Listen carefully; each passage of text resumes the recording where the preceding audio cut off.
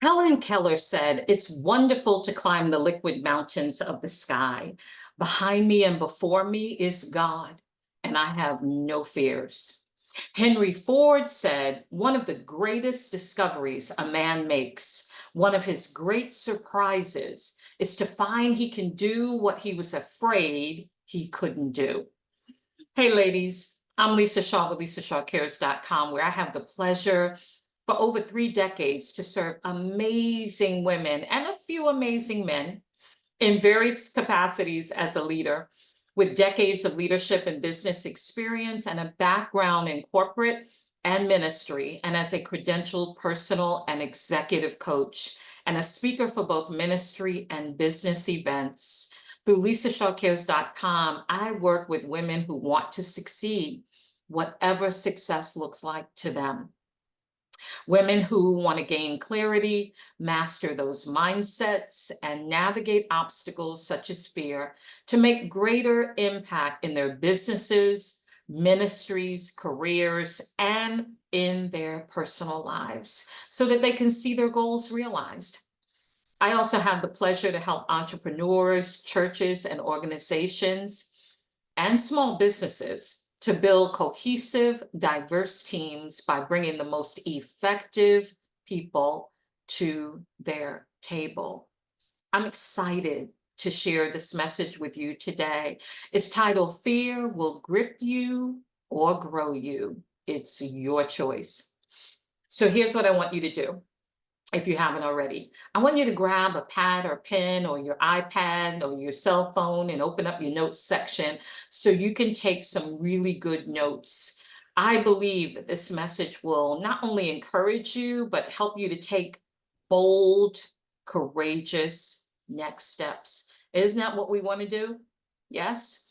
Now, grab your coffee, your hot tea, your sweet tea, or your bottled water so we can jump right in. We all experience fear. Right now, I just want you to focus in your mind for a moment and think about a person that you most admire. Is it a pastor, your best friend, a celebrity sports person, an author, a speaker, and so on? I want you to know something. They too experience fear. No one gets away from it. No one gets away from experiencing fear. They just choose how they will respond to it. That's the key. Fear is an assertive emotion that's also connected to mindset. You can't be passive in your approach to it. Fear imposes itself into your thoughts, words, behavior, and your decisions. And as a result, it will grip you or grow you. I know it firsthand. We can't control when fear will arise or in what form it will come, but we can learn to respond to it in ways that causes us to grow and to really see our goals and dreams and vision realized. Fear. The mere mention of the word can trigger certain thoughts and emotions in people. It's a word that can take you back to the most painful or difficult situations that you've experienced and make you feel as if you're reliving it again. Due to the pains in my own childhood, I learned to live a fear-based lifestyle. Therefore, I made a lot of fear-based decisions that in some cases caused me even more pain. But with God's help and my desire to not let fear stop me, I worked hard to navigate the obstacle of fear and the mindsets and the behaviors that accompany it. And I still do. It's a continuous journey. And I'm also blessed to be able to help so many others to do the same. Fear can grip your thoughts and hold you hostage to other emotions or behaviors such as anger, self-doubt, procrastination, complacency, isolation, and making unwise and impulsive decisions. Fear can literally leave your vision dormant. It can cause you to be silent when you should speak and share your story or share your business or your ministry services. It can cause you to have your dreams remain written in a journal or typed in a file in your subdirectory on your laptop. Fear can cause the book you have within you to never make it to print or to an ebook. Fear can make you resist building your online business or ministry because it creates a fear of doing lives or posting your services and sharing the value that it would bring to others. You can have gifts and talents from God, and you do. You can have skill set, education, experience that you have acquired, and it all stays right within you, never coming to the surface to equip, educate, inspire, motivate, and help others. Fear can make you feel depleted, defeated, and unfulfilled. And I want you to hear this. This is a freeing moment. Fear that is not managed appropriately will manage you. Fear that is not managed appropriately will manage you. Now, there are many types of fear. And in my book, No Fear, Fear Will Grip You or Grow You, I cover several areas of fear. But for today, I want to look at two that are, I think, very popular, if you will. And that's the fear of failure. That's one that I've struggled with in my lifetime. And fear of success. So let's take a look at that. Fear of failure. No one likes to fail. If anyone says to you, "Oh, I don't have any problems with failing," they are not telling you the truth. No one likes to fail. Professional people have taken their lives because a deal went bad or they were terminated from their employment. Some have gone into a form of seclusion from their relatives, from their friends, from their church family because their marriage has ended or their teenager has embarrassed them with rebellion in a public way. They blame themselves for these types of situations because they feel, I must not be good enough. I must not be doing things right. Something's wrong with me. There is no such thing as a perfect person. Perfectionism, I believe, is not attainable. The only perfect one is Christ. And so we don't have to try to strive for perfection. We're not made to always be right or to always be perfect.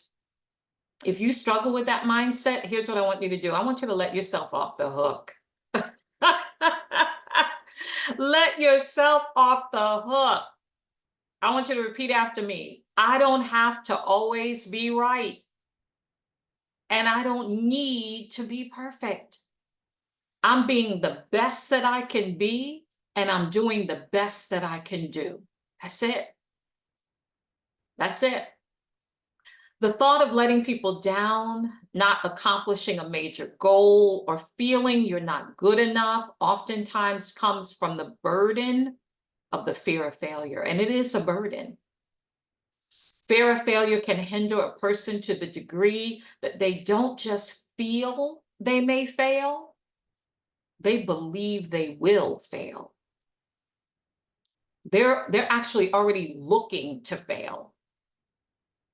That can stop you from taking a step forward toward anything in life, not just business and ministry, but in your personal life. You can be frozen in fear and not step into a relationship, or maybe you've been hurt so many times in friendships till you just turned off to engaging in a friendship with someone. Maybe you're afraid to step out in your career or to step up further in your career or to start your own business or to go do more in ministry. Fear can absolutely cripple you. from moving forward in anything if we allow it to. There are many reasons for the fear of failure, and it manifests itself in different ways. Some people view failure as if there is something wrong with them personally. As one woman said to me, I feel like I'm a defect. I just can't seem to do anything right. I remember that woman. I remember her crying and telling me that. And I'm looking at this amazing powerhouse woman that had not a clue who she was really on the inside. I had to help her find out. It's not true, of course, that she was a defect or whatever thoughts of fear that you may have. Those are not true, of course. But when we put undue pressure on ourselves to be someone other than who God has made us to be, the fear of failure will creep in quickly. That's why I don't believe in comparisons and competitiveness. I think it doesn't work. I think when we start comparing ourselves to what somebody else is doing, then we're going to feel less than, or we're going to hold ourselves to an unreasonable standard. There is a quote I firmly believe in and repeat it to myself when fear of failure attempts to hinder my ability to make bold and courageous moves in my business and in my ministry or in other areas of my life. And that quote is this: failure is only feedback. I'll say it again. Failure is only feedback. The first time I heard that quote, I believe, was from Dr. Sam Chan in 2000. Oh, how freeing. The next time you face the potential of failing, remind yourself of that quote. Failure is only feedback. If you fail, get up and try it again. Use the experience of failing as feedback as to what to do next, or what to start doing, what to stop doing, or what to do differently. That's just as important. You are not a failure, even when you fail. Let's take a look at fear of success. This can be a very similar experience to the fear of failure. The outcome of this fear is similar. You are hindered from moving in a specific direction for your life. Someone said, I don't want to finish my website and open it up to people, because then that means it becomes real.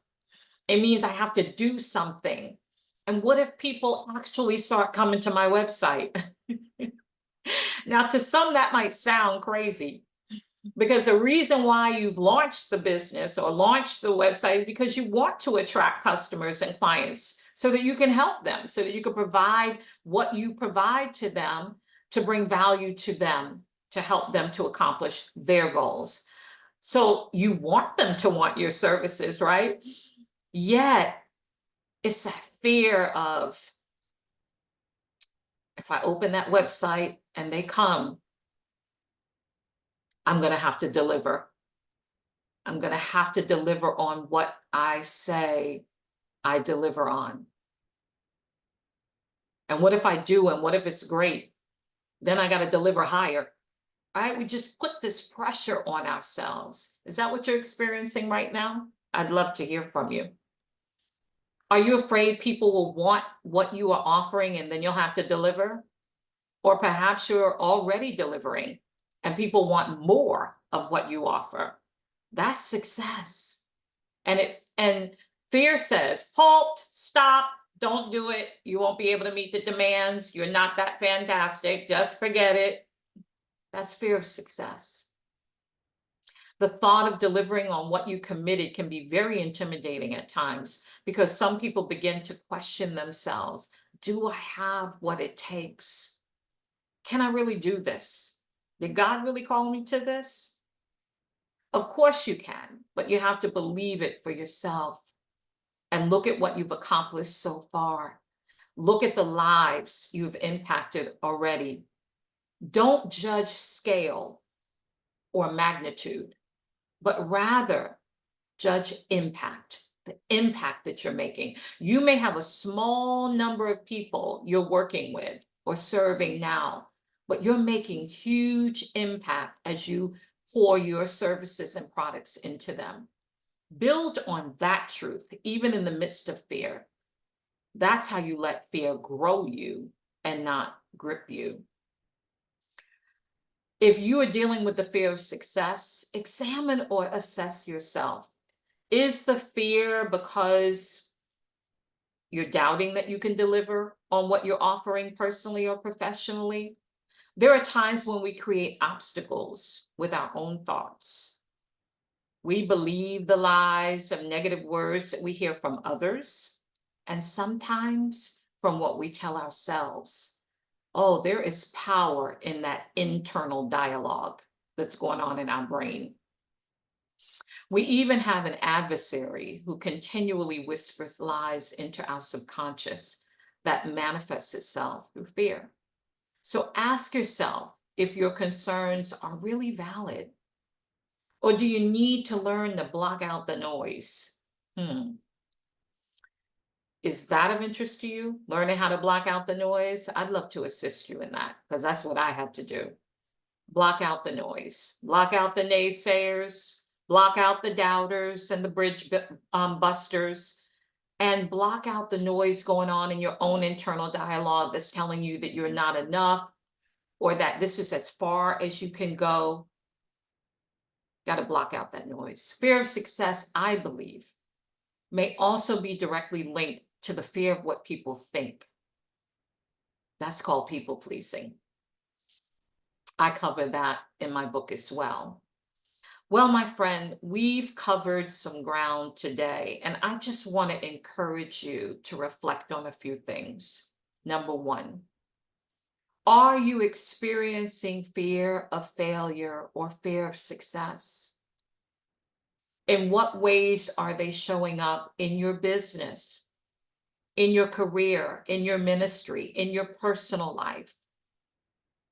Maybe you're saying, you know what, Lisa, for me, it's not about the business or an area of ministry. For me, it's about the fear of signing up in school, registering to take online courses, because maybe you're feeling like that time is done for you.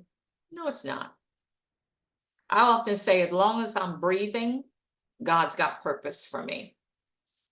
So whatever fear it is, whatever type of fear it is, it could be fear of failure, fear of success, fear of rejection, fear of the unknown, fear of people pleasing, whatever it is, you've got to ask yourself, how is it showing up? What is it hindering me from doing? What is it stopping me from doing? And how can I choose to do this differently? How can I press through and make those bold, courageous moves? Now, I've shared some of that with you today, but I believe praying through it, for me, I pray God's word through it, because I know He didn't give me a spirit of fear, but of power, love, and sound mind. And then actually taking steps to push through. If you take one next step, if you say, you know what, I've been trying to write a book for 10 years. That was me. It took me 10 years to write my first book, You Are Beautiful in God's Eyes. And all through those 10 years, I was praying. I'd write a million notes that was someday going to be in a chapter. But really what was going on was I was afraid to fail at it. I thought, what if no one reads it? What if they buy it and don't like it? What if it's not successful? What if it doesn't make the impact that I want it to make? I had to go ahead and coach myself by answering those questions, telling myself the truth in my answers, and then saying, you know what? I believe in this. I believe God put this book in me. I'm going to write it. With His help, I'm going to get it done. And I did. Now, it took me 10 years to do it, but I did it. And then my second book, No Fear, Fear Will Grip You or Grow You, it didn't take me quite as long. And I'm working on my third book. So I want you to reflect on, are you experiencing fear of failure or fear of success? How is that showing up for you? Number two, have you found yourself reacting in fear mode in a situation that ended up actually working out? What was it like while you were in the moment of fear? And what was it like the moment you realized that everything's all right? When you took an action step, thereby navigating that obstacle of fear and you saw it work out. Sometimes we just put the heat on ourselves, like, oh, this isn't going to work. It isn't going to work. And you start telling yourself all the million ways it's not going to work out. And then you break through that and you take a step and voila, it starts working. The world around us has changed. And in many ways, not for the better, in my opinion. If you turn on the news, we see that the world is riddled with fear-based situations and hard circumstances that can make you want to lock yourself inside. However, if you do that, then fear will win. As a woman of faith, I really believe there is an adversary, and his intention is for us to live gripped with fear, to make decisions that don't align with what is beneficial to our lives and what God has purposed for us. I believe that God has equipped us with power, love, and sound mind. We don't decide when we will be faced with fear, but we can make a decision about how we will respond to fear. And if we will permit it to grip us or to grow us. Every time you take that bold, courageous step in the face of fear, then you're allowing it to grow you. Now, I have the pleasure of offering something to you. There's a quote that says, inaction breeds fear. Inaction breeds fear. So what are you prepared to do next now that you've heard this message? What are you prepared to do next to move from where you are to where you want to go? To navigate that obstacle of fear, to accomplish your dreams, your vision, your goals. Or maybe you're saying, Lisa, I've accomplished a lot of my dreams, a lot of my vision, a lot of my goals, but now I'm at this place where next level is what I'm looking at. And that's where I'm terrified. I get it. I totally get it. So I would love to extend this offer to you to either start you on your journey or to help you through your journey. If you purchase the printed version of my book, No Fear, Fear Will Grip You or Grow You, only at my website, which is lisashawcares.com, then we will email you at the email address that you provide upon the purchase of the printed book, an interactive download that you can print off and use to accompany the book, and that would be free to you. So let me say it again. If you purchase the printed version of my book, No Fear, Fear Will Grip You or Grow You, only at my website, lisashawcares.com, because it needs to be the printed version, not the ebook that's on Amazon, but the actual printed version of the book, which I'd be happy to write a little note to you in. If you purchase that at lisashawcares.com, then I will have the download free that goes with the book. I will email that to you free.